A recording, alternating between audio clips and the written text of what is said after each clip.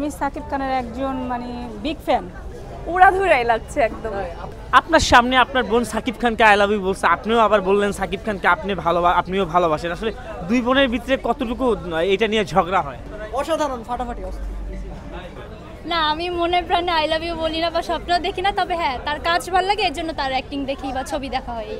ডায়লগটা হচ্ছে কি রে তুই এখনো মরস নাই। উড়াধুরা গান যখন ছাড়ে আমাদের মনের মধ্যেই উড়াধুরা চলে আসে, তখন আমরাই ডান্স করে ফেলি। আর ওই উড়াধুরা গানে অলরেডি আমরা টিকটক করে ফেলছি একটা। আমার কাছে এই ছবিটা অনেক ভালো লেগেছে। আর সাকিব খানের একটু ডিফারেন্ট কিছু এখানে আছে ছবির ভিতরে। আমি সাকিব খানের একজন বিগ ফ্যান।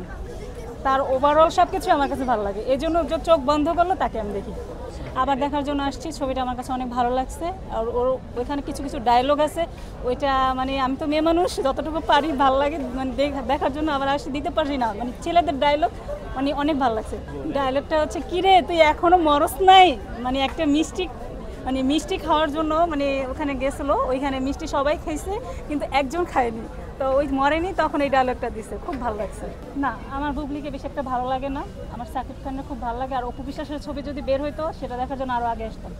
আপনার সামনে আপনার বোন সাকিব খানকে আই লাভ ইউ বলছে, আপনিও আবার বললেন সাকিব খানকে আপনিও ভালোবাসেন। আসলে দুই বোনের ভিতরে কতটুকু এটা নিয়ে ঝগড়া হয়? তেমন ঝগড়া হয় না, আমাদের দুজনেরই ভালো লাগে তাকে, পার্সোনালি দুজনেই খুব পছন্দ করি। কিন্তু আমার থেকে আমার বোন একটু বেশি ফ্যান, বেশি সাকিব খানের। আমার যার অ্যাক্টিং ভালো, কাজের দক্ষতা ভালো, তারটাই আমি দেখি বেশি। তো সেই তুলনায় ইন্ডাস্ট্রিতে বর্তমানে সাকিব খানের কাজটা খুব ভালো হয়, এই কারণে সাকিব খানের ফ্যান বা তার মুভি দেখি, বেশি ভালো লাগে। না, আমি মনে প্রাণে আই লাভ ইউ বলি না বা স্বপ্ন দেখি না, তবে হ্যাঁ তার কাজ ভালো লাগে, এর জন্য তার অ্যাক্টিং দেখি বা ছবি দেখা হয়। অসাধারণ, ফাটাফাটি।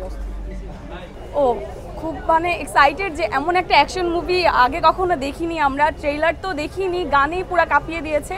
তো ছোটবেলা থেকেই সাকিব খানের অনেক বড় ফ্যান, এর জন্যই আসলে দেখতে আসা হয়েছে এখানে। কারণ আসলে উনি জেনারেশনটাকে এরকমভাবে ব্যালেন্স করে যাচ্ছে আসলে, যে ছোট হোক বড় হোক। আমার আমরাও কিন্তু তাদের মুভি দেখি তাদের মুভি দেখি তাদের জেনারেশন পার করছে, আর আমরা এখন ওনাদের মুভি দেখি জেনারেশনটা পার করছি। উনি নিজেকে এমনভাবেই ধরে রাখছে, আসলে উড়াধুরাই লাগছে একদম। আপনি কি উড়াধুরা হয়ে গেছেন? একদম উড়াধুরা হয়ে গেছে। আচ্ছা, তুফানের বেগ কতটুকু যেতে পারে? সরি, তুফানের বেগ কতটুকু যেতে পারে? তুফানের মতোই যাবে। তাহলে কি ভূমিকম্প হবে? মনে হয়েও যেতে পারে, নাড়াচাড়া লেগে। আপনি কি ভূমিকম্পের মধ্যে কি টিকতে পারবেন? তো দেখা যাক কতটুকু ভূমিকম্পে নিজেকে ধরে রাখতে পারি।